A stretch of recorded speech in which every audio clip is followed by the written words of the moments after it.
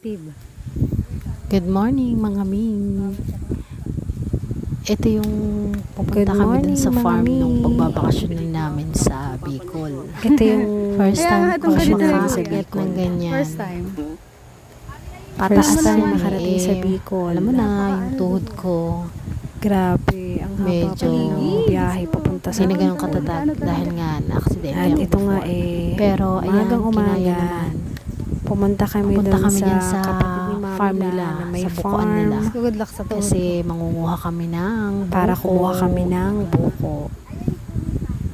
Tayo. Alam mo naman, sa bayan namin, ang Ayan, mahal kita ng nyo naman buko. yung daan. O, dito, Pataas. libre lang. Yan ang kalaban ng aking tuhod. Kaya, samantalahin na.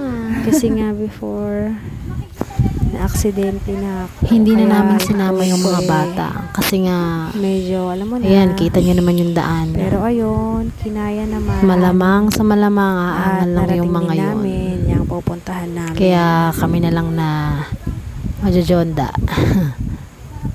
Ayan na nga. Kami na lang malapit-lapit na kami Hindi dyan. na namin sinama yung mga bata. Bago nga Kasi pala alam kami mo na, makarating ng Bicol. Magre-reklamo Grabe, lang yung ilang mga oras yun. yung biyahe namin. Pero, Diba? Ang ganda ayun, ng masaya paligid. naman. At thank you Lord kasi nakarating kami ng safe. Katuwa. Ayan, pang So, ilang gusto araw ko ba pa namin naman dyan? yung Parang ganyan. second day namin dyan. Maling ng paligid. Ayan. Ayun, sobrang happy kami dyan kasi nga, anli yung buko. Marami kaming naiiwang buko.